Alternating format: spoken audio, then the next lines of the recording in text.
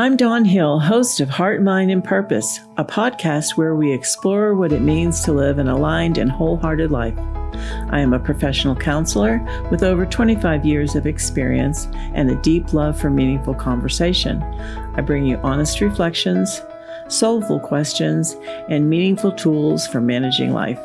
Whether you're seeking clarity, connection, or simply a space to breathe, this podcast is here for you. Tune in weekly and join me on the journey. Welcome to Heart, Mind, and Purpose, the podcast where we explore how our inner lives shape the way we love, connect, and grow. Hi, this is Paul Gramercy, producer of today's episode, where Dawn explores how to recognize the difference between safe and unsafe people in our lives, especially in dating and close relationships. She offers practical insight into boundaries, discernment, and understanding patterns like gaslighting and narcissism so you can better protect your heart and your clarity. This episode is called Guard Your Heart, Recognizing Unsafe People. Now here's your host, Dawn Hill. Welcome back to Heart, Mind, and Purpose. Today we're stepping into a conversation that many people quietly live with but don't always have the language for. We're going to be talking about how to recognize when someone in your life may not be emotionally or relationally safe, and what that means for your heart, your clarity, and your well-being. We'll explore what safe people look like, and how unsafe patterns show up, and how understanding things like gaslighting, narcissism, entitlement, and controlling behavior can help you develop the discernment needed to protect yourself in very practical ways. This is not about labeling people, it's about wisdom. It's about learning how to guard your heart and stay connected to yourself. So settle in with me for this important conversation. We are going to continue talking about boundaries in relationships. What happens when your boundaries are broken through abuse? There are any number of stories that we are exposed to through the news stories, gossip magazines, and social media, to name only a few. The stories are ugly and full of traumatic information, and this can be activating for someone who has experienced abuse. Many people feel the emotional triggering and other painful emotional responses upon hearing these stories, and sometimes the person is surprised by their own emotional responses, which then becomes concerning to them. For someone who has experienced abuse in their past, it is very difficult to create and establish boundaries for themselves. For someone who has not experienced abuse, it seems incredibly difficult for that person to fully understand what the person who has suffered abuse is truly going through. Because of the injuries that person who has suffered abuse or abuses, these can leave that person with severe relational, emotional, behavioral, psychological, and spiritual damage. Abuse can come in many forms, from verbal to emotional to psychological to sexual and or spiritual, or any combination of these types of abuses. A person who has, while in a helpless state, experienced any forms of these abuses experience extreme damage to their self-image, their self-worth, and their character formation. It is very difficult to develop either emotional, spiritual, relational, or psychological boundaries for themselves in a healthy and accurate way. Due to the abuses they are left with, they develop distortions of themselves in these areas of life. There are 3 areas that seem to be left behind for all of those who experience abuse, and they are that they feel helpless, they feel exploited, and they feel injured on all levels of who they are. Some of the results of abuse can include depression, impulsive disorders, compulsive disorders, isolation, an inability to trust, an inability to form close attachments, an inability to set boundaries, poor judgment in relationships, further exploitation in relationships, a deep sense of pervasive badness, believing this statement, "I am a bad person," shame, guilt. They live a chaotic lifestyle, anxiety or panic attacks, phobias, rage, and suicidal feelings and thoughts. Being a victim of abuse or abuses leaves a long-lasting, far-reaching effects on the lives of adult survivors. Because these victims have developmental difficulties, healing is very difficult since the developmental processes were interrupted and damaged by the abuse. These interruptions occur on the neurological, emotional, psychological, relational, and spiritual levels for these individuals. Research has shown that most damage is done to a person's ability to trust. The ability to trust and rely on ourselves and others in a time of need is basic for survival. We need to be able to trust our own perceptions of reality and be able to trust others in order to form relationships.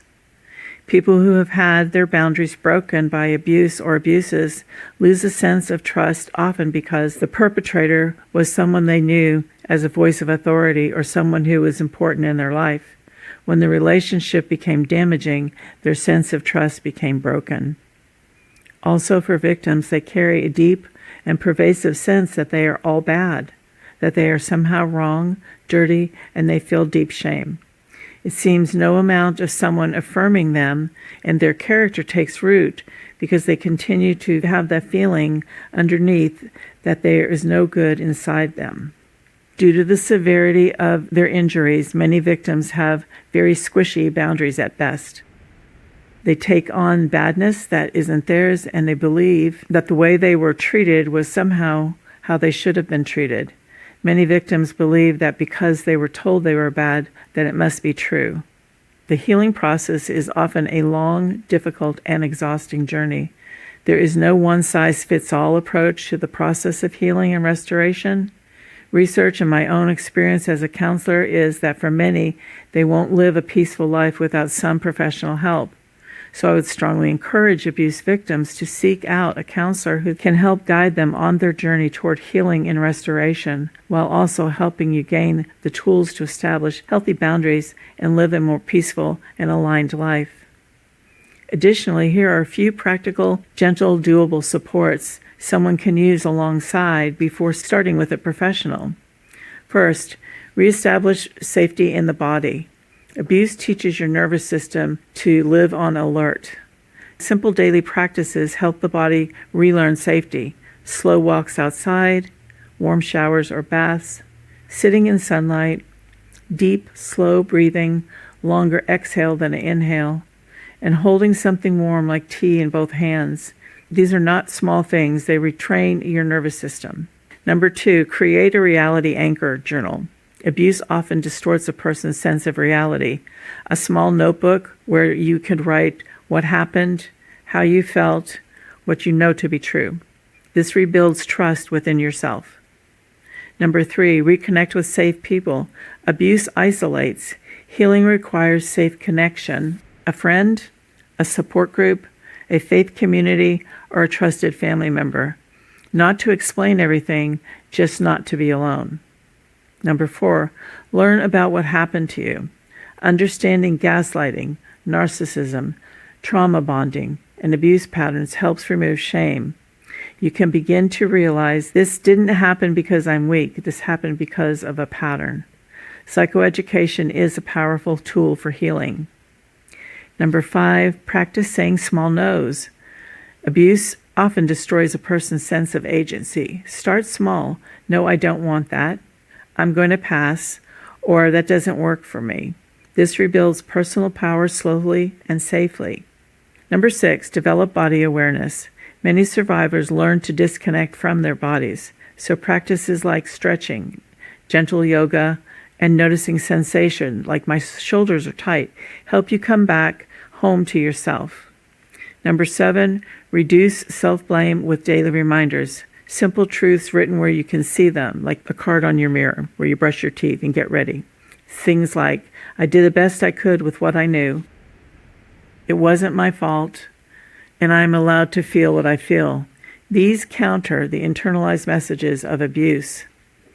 Number 8, establish a simple routine. Abuse creates chaos. Predictable routines restore a sense of control. A morning coffee ritual, an evening wind-down routine, regular meals, and sleep times. Routine communicates safety to the brain. Number 9, engage in something creative. Drawing, gardening, cooking, music, writing. Creativity helps process trauma without words. And number 10, limit contact with the abuser if at all possible. Even small reductions in exposure helps the nervous system settle.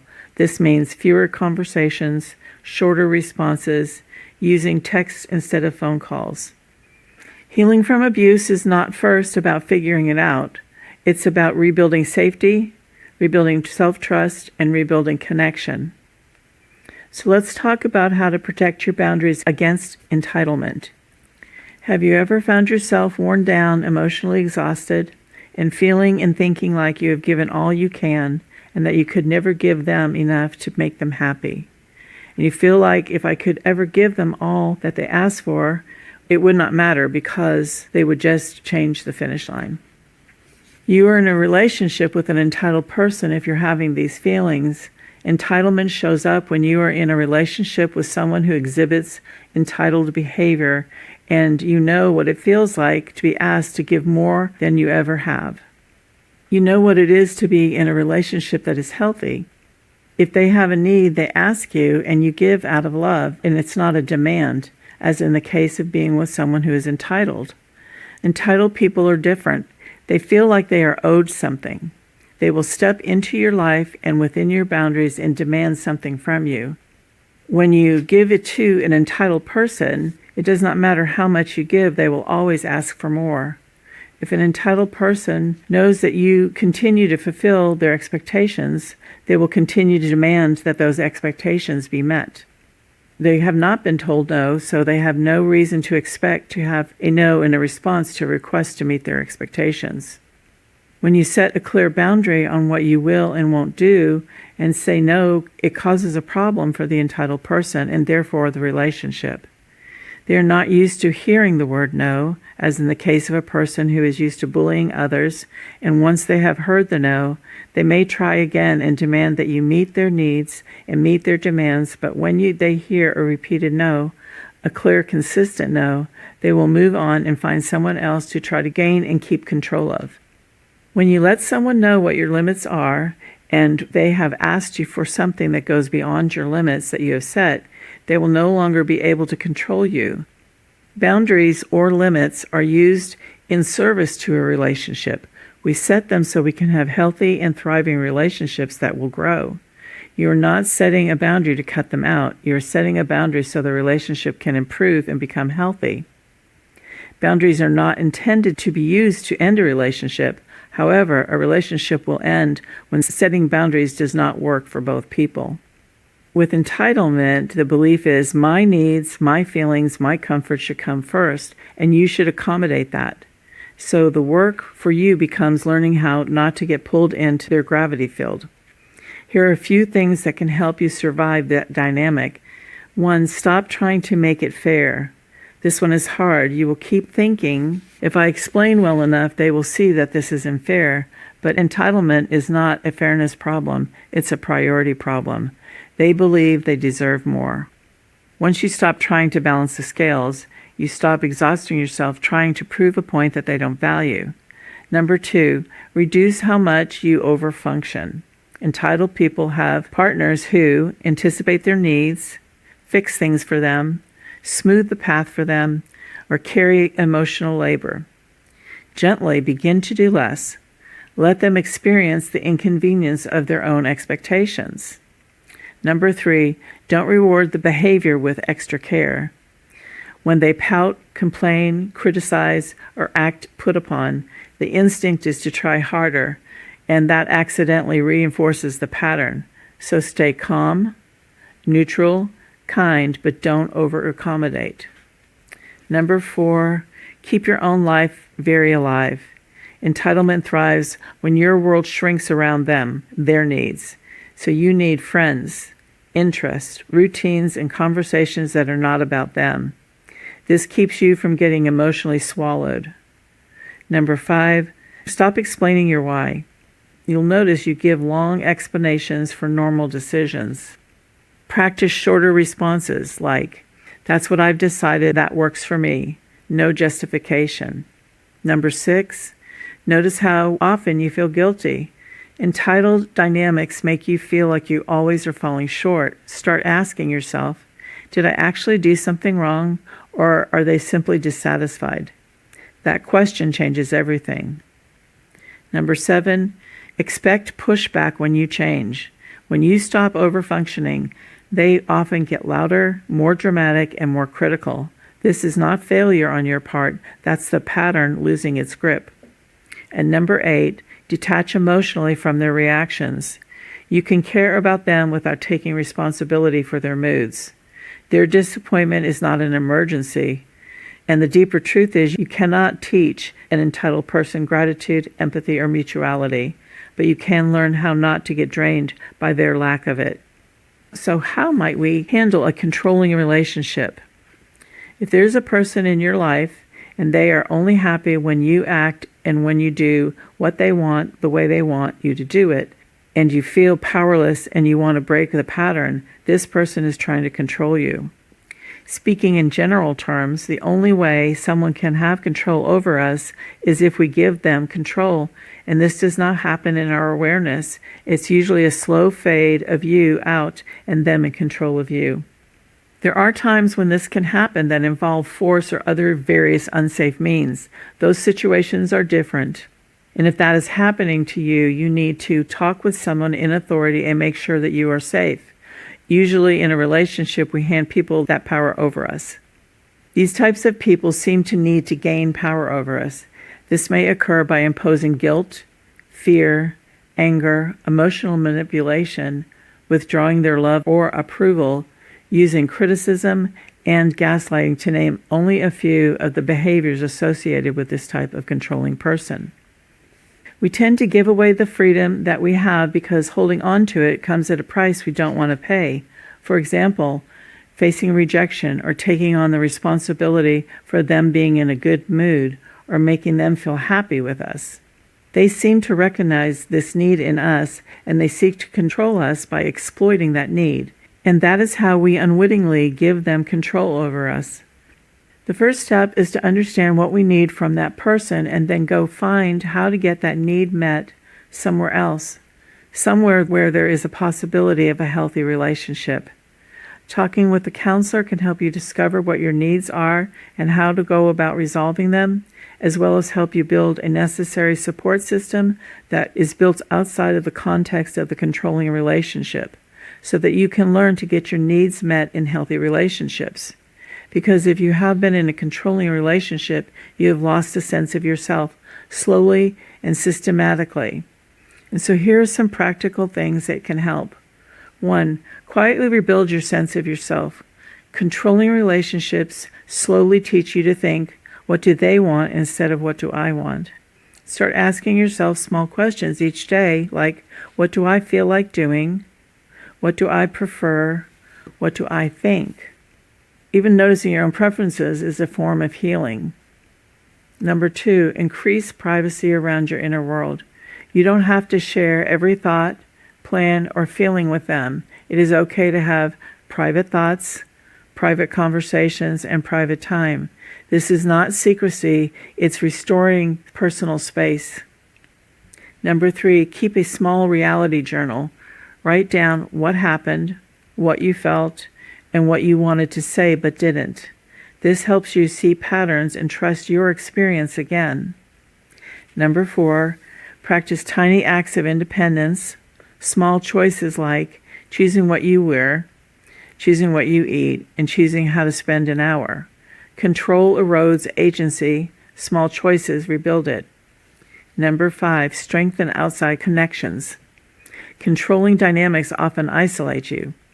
Even one safe friend, family member, church group, or a hobby group can remind you what a normal interaction feels like. And number 6, stop over-explaining yourself. You may have gotten used to giving long explanations to avoid conflict. Practice things like, that's what I've decided, I'm going to do this. No long justifications. Number 7, notice how your body feels. Your body often knows before your mind does. Pay attention to tightness in your shoulders, chest, or back, or neck. Pay attention to when you feel dread or when you feel as if you're walking on eggshells. That awareness is information, not weakness. Number 8, create predictable routines for yourself. Controlling relationships create emotional instability. Simple routines like morning coffee, an evening walk, reading before bedtime bring back a sense of steadiness and control. Number 9, reduce how much emotional caretaking you are doing for them. You are not responsible for keeping them calm, happy, or pleased. That realization is freeing. And number 10, ask yourself this gentle question: what would I be doing differently if I weren't afraid to upset them? That question often reveals where the control has taken root. Healing in a controlling relationship often begins before any big decisions are made. It begins by quietly reclaiming your thoughts, your preferences, your voice, and your space. Little by little, you come back to yourself. Learning to recognize unsafe patterns in relationship is not about becoming suspicious of everyone around you. It is about becoming aware and wise and grounded and connected to your own values and own experiences. As you grow emotionally, psychologically, relationally, and spiritually healthy, you will begin to trust yourself more. You will learn to say no when something doesn't feel right, and you'll learn to begin to recognize who is safe for you and who is not. Because the goal isn't to change the other person, the goal is to stay connected to yourself. Until next time, may you be kind to your heart, clear in your mind, and grounded in your purpose. Thanks for being here. Thanks for joining us for this episode of Heart, Mind, and Purpose. Dawn reminds listeners that recognizing safe people isn't about labeling others as good or bad, but about developing the wisdom to live from your values. As we grow emotionally, psychologically, relationally, and spiritually healthy, we become better at trusting ourselves and setting boundaries. You can find resources, listener handouts, and more at dawnmariehill.com. And don't forget to subscribe so you don't miss the next episode as we keep exploring how the heart, the mind, and our sense of purpose all work together for a life well lived. If you have questions or comments, please contact Dawn at heartmindandpurpose.podcast@gmail.com. Until next time, thanks for listening.